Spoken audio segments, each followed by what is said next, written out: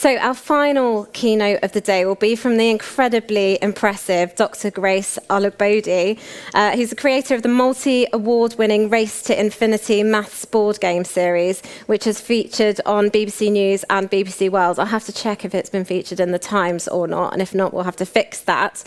She's also author of the Make a Maths Fun book, which I need to share with my 5-year-old daughter as soon as possible. So, Grace, please come up and join us on stage. Thank you very much. The stage is yours. All right, thank you. Not sure about the clicker. Green for go. Oh, they'll do it. Yeah. No, if you just press the green one. Oh, okay. Good afternoon, everybody. It's my absolute pleasure to be with you today, speaking about going global. So I've been asked to share some experiences about what we've been through during COVID and Brexit and how we've navigated some of that. So as you already know, I'm Dr. Grace Olugbodi and I'm founder and CEO of Bigenio. We create maths games for kids and we help children reduce mathematical anxiety. So a bit of my story, just to tell you a little bit about myself. My story started from way back when I was 10 years old, which was only 10 years ago. Hopefully you guys can see that. Over a summer, my father, he made math fun and creative for me. I was an average C student with mathematical anxiety in primary school up until the end of primary school. Then we had this summer where he supported me with maths. Then I got into secondary school just the September after the summer, and I couldn't believe it at the end of the year when they called out the name of the person who'd won the maths prize, and you wouldn't believe that was me. Out of over 300 students, I actually thought there was a clerical error, but that, gave me a lot of confidence, and it shot my confidence up so much so that I then started seeing that actually there is no such thing as a maths person. Maths is only really a skill, and any skill just needs deliberate practice with the right guardians. And so that led me to go on to university. I studied computing, and I always say that I kind of orchestrated my first-class degree just by choosing the more maths-like units, so I kind of played to my strengths. But then while I was at university, I was volunteering with Tower Hamlets Education BP, and I was going into schools, helping children who were struggling with maths build their maths confidence through games and through creative ways. But then I realized that there was a big problem around children and mathematics. And I realized that too many children hate maths, don't believe that they can get good at it, and they find it a boring chore. Actually, the maths problem in the UK costs the UK economy over £20 billion a year and over $1 trillion in America. So I set aside trying to solve this problem, and I started thinking about creating games and resources for children that make maths fun and help them learn without realizing that they're learning. In 2003, I made it my mission to help 10 million children reduce mathematical anxiety, and I made it my vision to turn mathematics into a game that every child would love to play every time. Fast forward many years, in that time, I'd done my master's in financial markets, become an investment banker. By trade, I'm actually a Java programmer by trade, which is a programming language. So yes, I am a geek. I know I don't look like one, but I am one. And so this passion eventually led me on to achieve a few things. In 2017, I launched my first game called Race to Infinity. And from then on, which is also when I started Bigenio, and from then on, I've been fortunate to achieve quite a few things. In 2019, I was given an honorary doctorate by London Metropolitan University in recognition of helping children fall in love with mathematics. I'm a Department for International Trade expert champion in 2020 and 2021. A few other things like speaking on the BBC about the game, won the Royal Borough of Greenwich Business Awards in 2019, a couple of other awards like the Women Inspiring Women Awards. And I've been fortunate to speak on quite a few platforms, including Department for International Trade, London School of Economics, Barclays, and the UK FCDO. So this is just that's just a quick rundown of some of our existing products. Race to Infinity is the lower left. Yeah, from your side it would be left. Lower left one called Race to Infinity, and then we've got a few other math games as well and other resources. So, in 2019, just over 2 years into the business, everything was going great, and we were winning awards, and had a great licensing in place, and we're speaking in different places, and all that. And something happened. There was COVID. So I remember coming out of the Greenwich Business Awards as a judge with the current mayor, actually. So I was a judge along with her. She was a head judge. And I remember that the week afterwards, COVID happened immediately, just as we were starting to build, some partnerships and starting to connect with the sort of people that we needed to help us get to the next level. And then I watched while the whole world started to stock up on toilet rolls. And I thought, okay, what do I do? Should I join the world in stocking up on toilet rolls, or should I sit down and find out how this was going to move forward? I had a mission, remember, to help 10 million children reduce mathematical anxiety. And then I sat down with my team and I thought, you know what? Don't worry about toilet rolls. We can always use water. Let's do something about the games that we're creating. So then we set out to create more games, and we ended up creating 5 new games during the COVID period. We won 2 grants, and then we started pushing forward on our Augmented Reality App. And so I just wanted to, first of all, mention a few learning points that we learned along the way through Brexit and COVID. Brexit we expected, and COVID we did not. Actually, I thought it was going to be about 3 months, so I can't believe that 2 years on, we're still not quite out of it yet. But some of the things that I learned in that time is one to do with funding. If it is your intention to get funded, whether through investments or through grants, start ASAP. It always takes longer than you think. The other thing I realized is that it was important to keep innovating, and this is where the research and development came in, where we continued to create all the programs that we were creating. Manufacturing, if you're into physical products, then it's always important to think about where you're actually doing that manufacturing. In hindsight, it would have been better for us to actually manufacture in the USA, but of course we didn't know that at the time. Now going forward, it's all about future-proofing. What happens then if you are running a business and something else like this happens in future? How do you mitigate those kind of things? And it's important where you've got a manufacturer to think about those sort of things.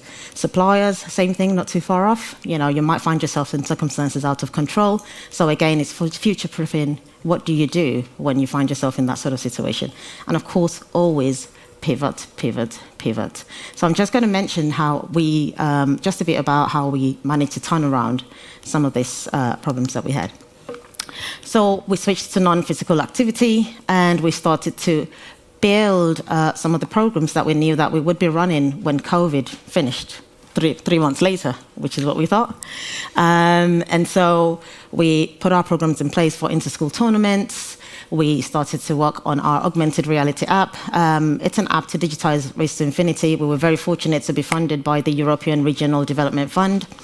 And this app is supposed to help Race to Infinity in such a way that children can use it without realizing that they are learning maths, so they would think they're playing. So it's really just a game, but then they're being assessed at the same time, and they're learning their times table and practicing their times table, and teachers will be getting reports on exactly how the children are doing, especially where the statutory times table check is concerned.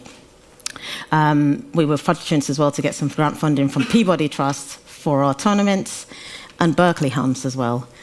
And so we set out to continue also strengthening relationships from where we were, international relationships really. We couldn't travel, so we ended up doing a lot of things with our partners in Far East.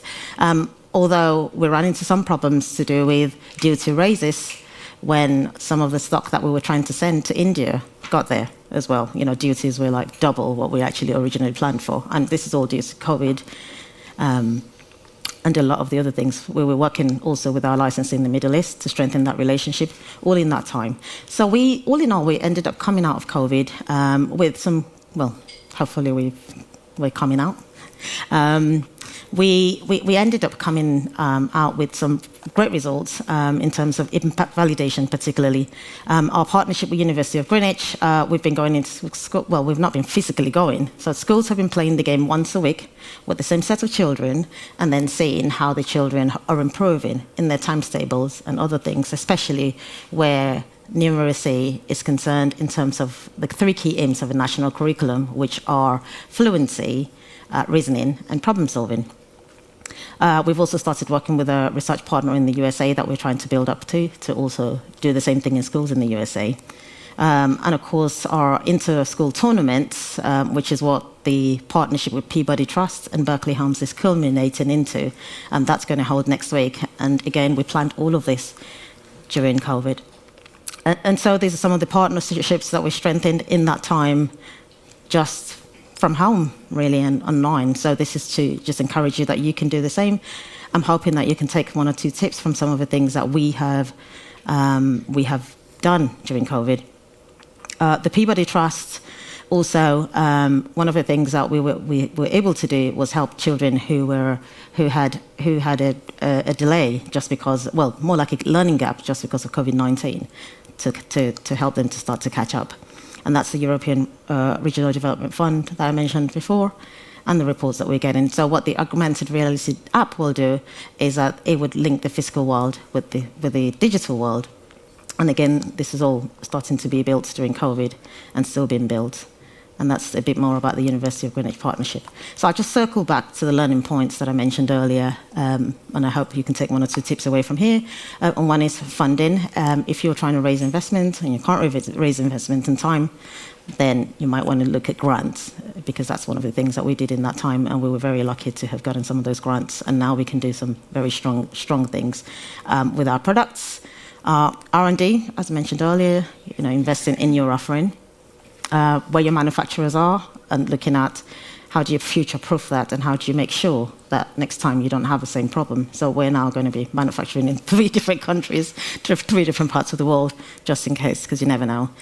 Suppliers, again, it's about planning up front. And the last thing I would say is always be ready to pivot. So that's it from me. Be great to hear from you. These are my contact details, grace@easymathskills.com. I'm also on LinkedIn if you want to ask any questions, collaborate, want to get into schools, do some sort of research work, take us into another country research-wise and helping children fall in love with maths. I'll be very grateful. Thanks very much. Thank you very much, Grace. Amazing shoes. Let's just check out those shoes. They're incredible. So I would like to hear a little bit more about kind of how you got started, because I always find it absolutely fascinating that really incredible, inspiring people like you have this idea, this kind of crazy out there idea. I'm sure many people told you not to do it, that you're mad, go and get a proper job, etc. But how you took that from where you are today. So how do you get over that and those initial kind of hurdles to get off the starting blocks? Can you cast your mind back to then? Yeah, I think some of this, I think part of it also is always the imposter syndrome. So apart from also being told that you can't do it, there's also the imposter syndrome to deal with. So even before I was told that I couldn't do it, I kind of didn't feel that I could do it either, because then there was also always this thing inside me thinking, well, who told you that you're the one who can create a game that would help children learn without realizing that they're learning and help them improve with measured progress? And then on top of that, everyone else saying the same. And again, I would circle back to always that mission. I had this thing inside of me where I sometimes literally couldn't sleep because I wanted to help children love maths more, enjoy maths more, and I didn't feel that it was right that children were suffering with mathematical anxiety, because that was my experience to an extent until 10 years old, but that changed and I saw what that did for me. Just giving me opportunities in life. So what, for anybody who doesn't know, and I'm sorry if this is a stupid question, I've made a career out of asking stupid questions, so I think that's okay, please indulge me. What is maths anxiety? How does it manifest itself? Yeah, mathematical anxiety is a type of anxiety or a type of feeling that comes with, and it's not just children, I was going to say children just now, but it's children, adults, anyone, that comes with anything to do with them. Well, it comes when people feel like they're about to do any sort of maths, and it's a type of worry that then manifests itself in things like faster heart rates or lump in the throat, sweaty palms, just things that you can't really physically see, but they feel it on the inside, and it just, a knot in the tummy. That sort of thing, that's what mathematical anxiety is. And I think for children, it really leads on to low confidence a lot of the time, and it can affect their life and their future. And so when I was volunteering in schools, and, some years ago, many years ago, I won't tell you how long, when I was at university. 10 years ago, that's right, that's what I heard. Oh yeah, that was 10 years, I forgot it was 10 years ago. I saw these children, they'll come into the classroom in which we had come to help them every week, and they'll come in like this, we're the dumb ones, we're the ones not too smart. But after a few weeks of us just spending time with them, playing games and helping them increase their confidence, and we had a little method around it that we were taught, but it was an easy enough method. And then the kids, after about 6 weeks onwards, their teachers were telling us that they were raising their hands up in class, they were getting engaged a bit more, and then they'll come running in after about 6 weeks onwards to come and meet us every week because their confidence was raised. And so, just turning that mathematical anxiety around is one of the things that I thought I would. Do you think there's something broken fundamentally in the way that we teach maths in school? Your response already tells me probably everything I need to know. And obviously you'd be out of a job if these guys were fantastic at it. Then you wouldn't need to have your company anymore. So perhaps, share your thoughts with us on that. Yeah, I think maths is very often taught as a rigid set of rules. And so because it's not a lot of the time related to real life enough, then children just can't, they just don't have that support to help them. And then in some cases, any adults around them, like parents or even teachers sometimes, are worried about maths themselves. So then it's hard for them to then give confidence to somebody else when they don't really have it. Mm-hmm. And so in terms of how maths is taught in schools, there's a lot of rigidity around it, and it needs to be loosened up a little bit more and made a bit more fun, like a game. Mm-hmm. They should be playing a game. It's interesting what you're saying about the kind of practical applications as well, isn't it? Because there's not anything taught about kind of financial management and all those sorts of things in schools. Raise your hands if you enjoyed maths in school. I can put mine down. There we go. We need your help more than ever. It's clear. So tell us, obviously, you're very inspiring. I'm sure I'm not alone in thinking that. Who was your inspiration when you were kind of growing up? And how important do you think it is to have those role models? Wow, that's a really tough question. My inspiration was my dad when maths was concerned. Of course, several other people were inspiring to me in other fields, but where maths was concerned, my father was. And it was just because of that, it was a great surprise. It was a pleasant surprise, but it was just the shock I got at the end of the year when they called out the person who'd won the maths prize, and they called out my name, and it couldn't be me. I'm not one of the maths kids, So I would say my dad in terms of where maths is concerned. Mm-hmm. And what about other role models? And do you have any business role models? Because I heard a stat the other day that only 11% of teenage girls in this country can name a female entrepreneur, which is just, sorry to bring the mood down, guys, but that's a bit depressing, isn't it? So, and I know the numbers are even lower with non-white founders. So how important do you take your role as well as a role model for the next generation? It is sad, by the way, that, the statistics are like that. And I think it's very important that we women, not just me, but as women, we should go and share some of these stories in schools. I'm part of an organisation called Inspiring the Futures, and I volunteer for them, and we go into schools and we help children link their studies to real life careers. Mm-hmm. Because a lot of them sometimes say, I want to be a footballer, and I want to be a dancer, I want to be a singer and a musician. Yeah, and those are great, but what percentage of those people actually make it? And so we go in as real people saying, hey, I'm a Java programmer, I love coding, and I was in a school last week with George. Where's George? George is here somewhere. Oh yeah, that's George, yeah. George is in my team. And I was in a school in there, and they were asking that, we want to know about you because we want to know about coding, because the children said they all loved coding, and I thought that was amazing. So I think coming from a female person, it would certainly encourage other females, and they were like, "Are you the real creator of the game? Like, we can't believe it, And I thought, it's just a normal thing, kind of. But, to them, it's not. Mm-hmm. And that's what I found, so we women, we've got to try and do the same. And if we can go into schools and speak and help them connect their learning to the future, it makes a big, big, big difference. Mm-hmm. And there's historically been a perception, hasn't there, that STEM subjects are for boys. That whole thing, you'll ask a girl about technology and they'll say it's for boys, or maths, yep. Whereas they want to do English. My daughter is very creative and she's very good at football, and actually we are getting her into tech. But how important is it that, that we make sure that there's plenty of girls kind of getting that interest in the STEM subjects in the very early stages, so we can get them kind of through that funnel? Yeah, I'd say that that's a very, very. I think it's a key thing. Again, the numbers are very low in STEM. I mean, I remember even in my degree in computing, there weren't many of us girls, and then going on to like year 3, where I chose to stay on with Java. I don't remember any other girl in the class except me as a person loving programming. And then going into investment banking, I worked in 5 different investment banks over the years in London Wall. And every team I was in, I was the only girl. Yeah. And how was that? It was bittersweet.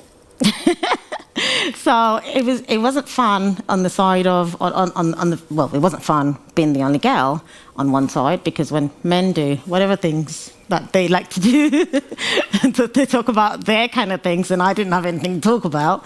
And some of them would feel sorry for me and come and talk about something a little bit more girly. And I'm not really I don't know much about football, and I mean, I know a little bit, but not enough. I tried to learn, but I think I failed at that. But secondly, on the other hand, it did feel a bit special, walking in, and I'm like the only girl, so I walk in and sit down, and I'm like, okay, hello. It's that whole thing of using difference as our superpower, right? Right, exactly, absolutely. Yeah. And it felt special as well, so it was bittersweet. Well, you are special. I think we can all agree on that. So let's talk a bit about the business. Can you give us some quick facts on scale of the business? So how many of your games there are out there in circulation? How many of you are there in the team? How many markets are you in? Blow us away with some of those kind of top line stats. Yeah, we are a small team, actually. We're only about 5 of us. So we're trying to do big things, even though we are tiny. And we're in 12 different countries. A lot of it from home. I started on Amazon. I had 2 young kids when I was trying to launch the game, and I thought, I couldn't go to every store. Where would I put the kids? Who'd pick up the kids for me, and all that. So that wasn't possible. So I thought, what can I do from home to prove the market and actually prove that this is good and this will work? And I couldn't believe, all the support that I was getting from especially massive organizations. Amazon coming to me at the show and saying, we've been watching your game. And I'm like, big brother, We've been watching your game. We've been watching, how you're selling on Amazon and how you've done your listing and all that. And then we would like to partner with you. Would like to buy wholesale and sell retail as a distributor of yours. So I'm like, oh, wow. So I got all the sort of, those sort of things, the honorary doctorate, BBC saying they wanted to interview me and all that. It was very, very, helpful, to say the least. But I started mostly from Amazon, and all these 12 countries, we just started selling into them just from Amazon. Wow, that's amazing. I've got loads more questions for you. Are there any questions in the room, though, before I move on to one of those? So you're talking about your journey. It sounds like it's all been a bit of a walk in the park. But I think what people like to hear often are about those moments where you thought you might not make it, perhaps cash was running out. You talked about grant funding. I'd like to come back to that in a second, actually, to find out a bit more about how that works. But yeah, what have been some of those kind of tipping points where it could have gone either way, and how do you overcome those? Yeah. I think, first of all, because when I go to trade shows, for example, again, I'm usually the only girl creator of a STEM kind of product. So it also isn't fun. And a lot of the time when it's time to go to, we've got one next week, but that's the education shows. Sorry, Week After the Next. That's the education shows. So there'll be more females in that. But especially in the games shows, in the hobby market, especially, it's all they're all mostly men, and I stand out like a sore thumb. So every time I'm in those shows, I actually always have to remind myself while being on there that, okay, you can do it, you can do this, you got this far, you can do this. In terms of, what was the other question, sorry? So we were just talking about how those tipping points, those tricky moments, how you kind of dig deep and get through them. So that was a good example, right? When I think, again, you talked before about imposter syndrome. So just reminding yourself, you know what you're talking about, you're supposed to be here. I think that's a really important message. Have there been any other kind of tipping points? I know cash can be difficult, finding the right talent. Have there been any, kind of crucial make or break moments for you? Yeah, absolutely. I mean, one big thing has been where I found it really hard to replicate myself, to have somebody like me as well, because I saw that my friend is here, Ursula, and she knows what I've been through in terms of trying to find a partner kind of person, but that can actually also represent me, so that I don't have to do everything, even though I do have a team and they are great. But you just sometimes need a little bit more as well. You always find that you need someone else to do this, or to speak about this, or sell it better. And in those times, I kept thinking, well, can I make it? I mean, even just a couple of months ago, I was thinking the same. Can I make it in terms of being able to get out there and get into more countries and get licenses as opposed to just distribution, which are, much bigger deals for us. So, and then in terms of cash, we've had that, during COVID, it was, it was hard, because then I wasn't sure that we would make it, but just had to keep going. And I didn't want to apply for grants, actually. I'd have rather not had to do applications upon applications. But it was the only way to be sure that if there was any chance at all, it was just doing something and creating more games and creating more resources, and then trying to build those partnerships. And we've been very fortunate with the people, with the companies that we got on board with us, who are strongly supporting us. Yeah, some really good insights there. I think particularly around trying not to become a bottleneck, because you've got people working with you, but then you still have to be the person who finally kind of signs off on all the decisions. Everything. Is delegation something that comes naturally to you? I think it got better as time... I'm looking at your team member over there. George. I think it got better as time went by, but I think last year, I just started to realise that I really couldn't do everything, and I was going to have to get other people to do it for me. I would love to go to every single school myself. Like, we are running into-school tournaments next week for 10 schools. There's just no way I can handle all of that, and we have people in schools literally calling for my head, saying, we want Grace to come and talk to the kids. We want Grace to come and see the kids, So last week, I asked George to go with another of our team members, Kaylee. I said, well, just go. They'll be fine. And guess what? They came back saying, oh, we want George to come. Now the children love George. And then the next day, they came in asking, is George in today? I'm like, no, of course not. He can't be in, So, so it's just getting better at delegation, because without even trying to delegate anyway, we won't really know what things that we can see that others can do or not. So I've kind of been learning their strengths from just trying different things, and sometimes it might not work. Then I have to take it back on. And a lot of the time it works, and then you see strengths that you didn't know about. And what I'm also hearing there is about trust, right? So Absolutely. Trusting them with your brand, trusting them with this mission that's clearly so close to your heart, right? Absolutely. Absolutely. And so just quickly on the grant funding, because we had a conversation just now actually, and we barely touched on grants as a form of funding. So we were talking about equity finance, debt finance, when's the right time to raise investment, when's it right to bootstrap. I'm sure you've done much bootstrapping over your time. Talk to me a little bit about the grant funding kind of and the process that you have to go through.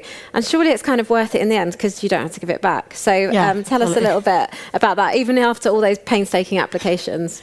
Yeah, I mean, the process for grant funding, I kind of stumbled upon grant applications just because I couldn't raise investment as quickly as I wanted to, because in COVID, where stock levels were low and we couldn't get our stock in on time, our stock was stuck at the border, no pun intended, but it was stuck at the border of, when Brexit happened. So then we started to look at what other funding pieces were out there. And one day I attended a webinar by University of Greenwich, and they were talking about ERDF funding, European Regional Development Fund, and I thought, they're not going to think my game is that great for them to fund it, but apparently they do, because then they decided to fund the app that we were developing, which is basically a digital version of Race to Infinity, but with a few other things, augmented reality, with a few other things in it. Also with Peabody Trust, again, I was thinking, because it's our game that we're trying to get funding for, to say we want to take it into schools and we want to do this with kids and raise their maths levels, and then during the applications, they always want to know why, what's your story, where did you start from? And, I told the truth. Like, I feel sad when I see children who are struggling with maths. And so that's why I'm doing what I'm doing. And this is my game. And here it is on Amazon. And we sell it, yes. But we would love to get this game into schools, because we know that it can absolutely help children. And I'm just so grateful that I got those grants, because now we're seeing time-stable results where the children are actually getting better at their times tables and getting more 100% than they had at the start of when they started playing the game, just playing once a week. So it's pouring everything you have into grant funding and just applying and saying, here I am, this is what I'm doing. Please support this so that we can use it for this end goal that we're trying to reach, and make sure it ties to the sort of things that they are looking for. So what are they looking to do? Peabody Trust is one of the largest landlords in the UK housing providers. I believe they've got 66,000 homes. So they're trying to help their residents to upskill. So then that's where what we do ties into that. Like, we can help use residents upskill, but through games, and reduce mathematical anxiety for them. Mm-hmm. Well, it sounds like they definitely saw the promise in you and what you're trying to achieve, and thank goodness for that.